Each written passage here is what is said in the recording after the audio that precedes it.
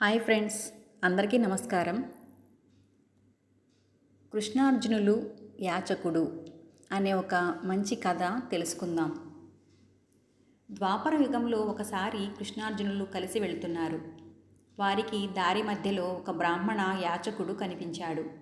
అది చూసి జాలిపడిన అర్జునుడు అతని పేదరికం పోగొట్టేందుకు ఒక సంచి నిండా బంగారు నాణేలు ఇచ్చాడు.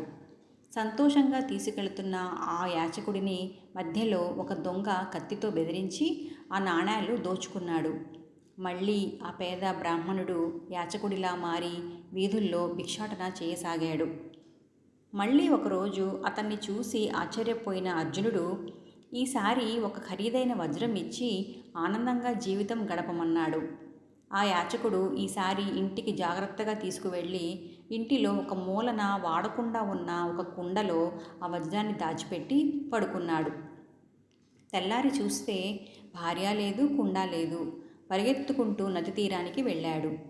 భార్యను, ఆమె చేతిలో కుండను చూసి హమ్మయ్యా అనుకున్నాడు. కుండ కింద పెట్టి చూస్తే దానిలో వజ్రం లేదు. నదిలో నీళ్ల కోసం వంచినప్పుడు ప్రవాహంలో జారిపోయింది. తన దురదృష్టానికి ఎంతో చింతించిన బ్రాహ్మణుడు మళ్ళీ భిక్ష కోసం వీధుల్లోకి వెళ్ళాడు. మళ్ళీ కృష్ణార్జునులు అతన్ని ఏమైంది అని అడిగారు. ఇంకా ఇతనికి సాయం చేసి లాభం లేదు బావా, ఈయన పరమ దురదృష్టవంతుల్లా ఉన్నాడు అని అర్జునుడు కృష్ణుడితో అన్నాడు. లేదు అర్జున, ఈసారి ఏం జరుగుతుందో చూద్దాం అని బ్రాహ్మణుడి చేతిలో 2 బంగారు నాణేలు పెట్టాడు శ్రీకృష్ణుడు. ఒకప్పుడు సంచి నిండా బంగారు నాణేలు, విలువైన వజ్రం ఇస్తేనే నా దగ్గర నిలవలేదు. ఈ 2 నాణాలైనా నా తలరాతను మారుస్తాయా, నా పిచ్చిగాని అనుకుంటూ ఇంటికి వెళ్తున్నాడు ఆ బ్రాహ్మణుడు. దారిలో ఒక జాలరి వలకి చిక్కి విలవిలలాడుతున్న చేపను చూసి అతని హృదయం ద్రవించింది. కృష్ణుడు నాకిచ్చిన ఈ 2 నాణేలు ఎలాగో నా తలరాతను మార్చలేవు. పాపం, ఈ మూగజీవి ప్రాణాలైనా రక్షిద్దాం అని ఆ నాణేలను ఇచ్చేసి ఆ చేపను ఇంటికి తీసుకెళ్ళి ఒక నీళ్ల గిన్నెలో ఉంచాడు. అతని భార్య ఆ చేపను చూసి, అయ్యో, దాని నోట్లో ఏదో ఇరుక్కుంది, అందుకే అది గిలగిలా కొట్టుకుంటుంది అని అరిచింది. ఇద్దరూ కలిసి ఆ చేప నోరు తెరిచి గొంతులో ఇరుక్కున్నది తీసి చూసి ఆశ్చర్యపోయారు. నదిలో తాము జారవిడుచుకున్న వజ్రం అది. ఆనందంతో ఉక్కిరిబిక్కిరి అయ్యి దొరికింది దొరికింది, నా చేతికి చిక్కింది అని గావు కేకలు పెట్టాడు. అదే సమయంలో అతని ఇంట్లోకి ప్రవేశించిన ఓ దొంగ ఈ పేద బ్రాహ్మణుని చూసి కంగారు పడ్డాడు.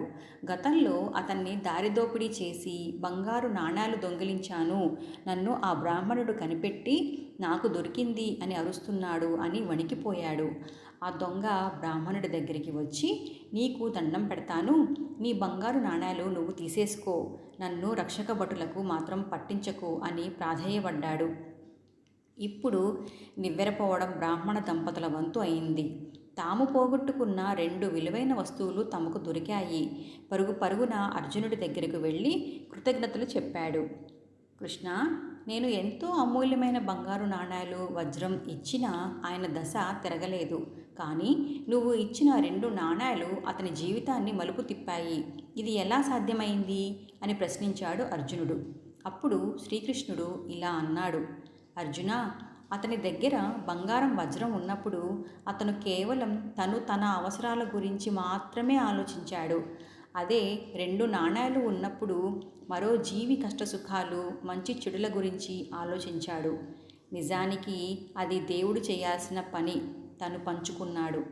అందుకే అతని కష్టాన్ని నేను పంచుకున్నాను అని ముగించాడు శ్రీకృష్ణ పరమాత్మ. మీకు కథ నచ్చితే సబ్స్క్రైబ్ చేయండి, లైక్ చేయండి, షేర్ చేయండి. ధన్యవాదాలు.